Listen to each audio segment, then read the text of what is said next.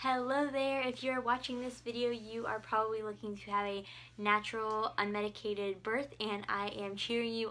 I am Serenity. If you are new to my channel, I am a birth doula and lactation counselor, and I am passionate about all things labor, pregnancy, birth, the whole 9 yards. So I talk a lot about that on my channel here, and so today we are going to talk about my top 6 tips for giving birth naturally without pain medication. First things first is stay home as long as possible. If you are planning a hospital birth, this is key, or even a birth center birth, but especially a hospital birth, because you usually tend to have a higher rate of interventions if the longer that you are at the hospital. So if you can stay home as long as possible, that is going to, number one, help you progress in labor a lot quicker, as you are in your home, your comfortable environment. It's going to have all the tools available to you. You're going to be able to move around freely. You can use the shower or the tub. You can go on walks. You're not being monitored constantly, and you're not in an unusual environment and all that good stuff. So it is best to stay home as long as possible so you have the least restrictions. You can do whatever you want. And if you don't live close to the hospital that you are birthing at, consider if you have like a friend or family that lives closer to the hospital, if you're like an hour away or so and you just want to be close by, or even renting out an Airbnb or hotel room somewhere where you can still be very comfortable. But if you are more comfortable being close by and don't want to go on a long drive while you're in heavy labor, those are some good options. Next thing is mentally prepare. So mental preparation is key for having a natural labor. So first of all, know your reasons why you're having a natural labor. If you need more reasons or want some concrete, just like you just know that you want a natural labor, but you don't really know reasons to tell people when they're like, why do you want a natural labor?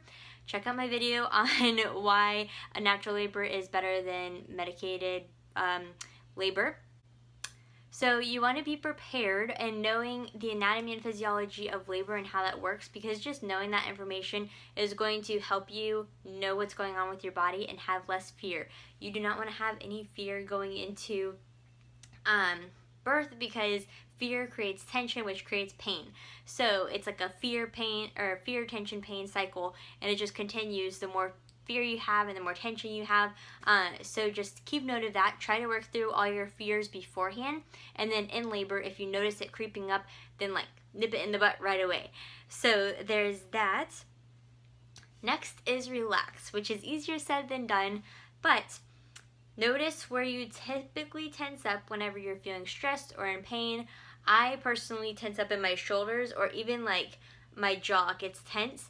And so just notice those sorts of things throughout your pregnancy, and tell whoever is on your birth team to watch out for those things when you're in labor, so that whenever you're not noticing it, then they can be like, hey, drop your shoulders, relax your jaw, because all of those things are going to create less tension. You're relaxed, you're open, and your body feels safe.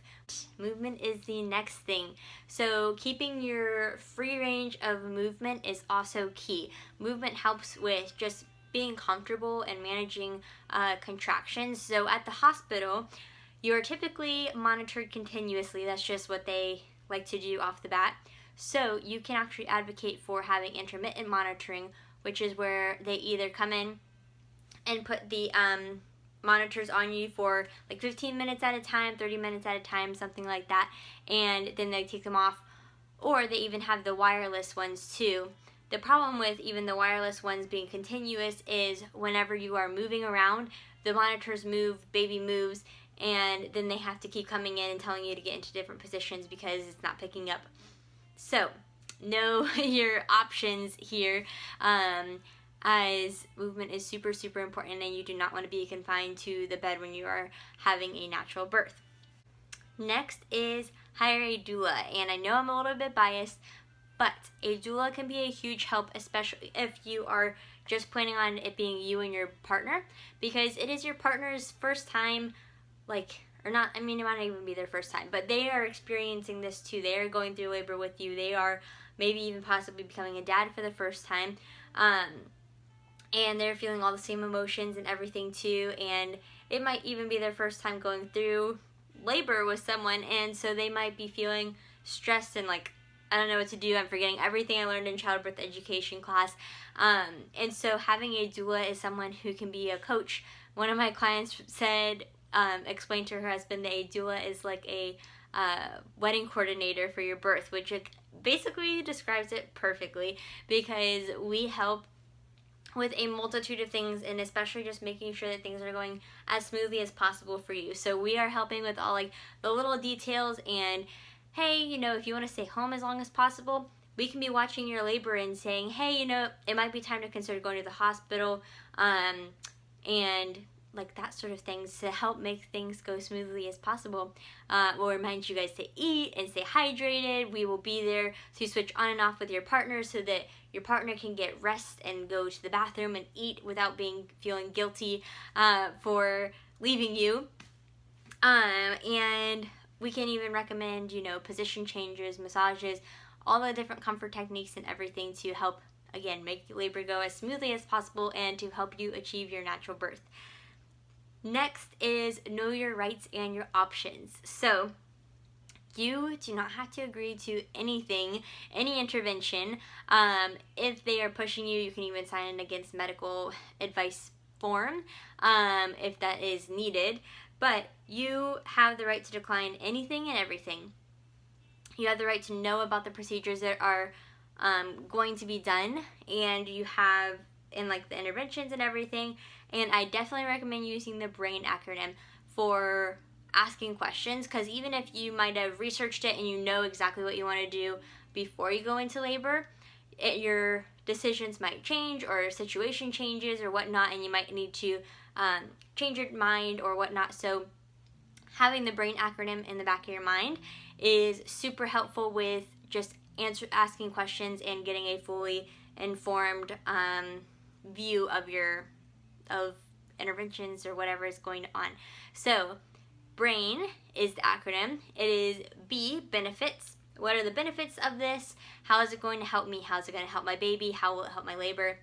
R is risks. What are the risks of this procedure, this intervention, etc.? How is it going to, what's like the risk to me? What's the risk to my baby? That sort of thing. And then A is alternatives. Are there any alternatives to this intervention or procedure, etc.? I is what does your intuition tell you? What is your gut feeling? Do you feel like you need to do it? Do you feel like you're fine? You know, listen to your gut intuition because it's there for a reason. And then N is nothing. What happens if I do nothing? You can say that you need a minute. You can say you need time to talk to your family to make a decision. And you can even say, I want to do nothing. I don't want to do that.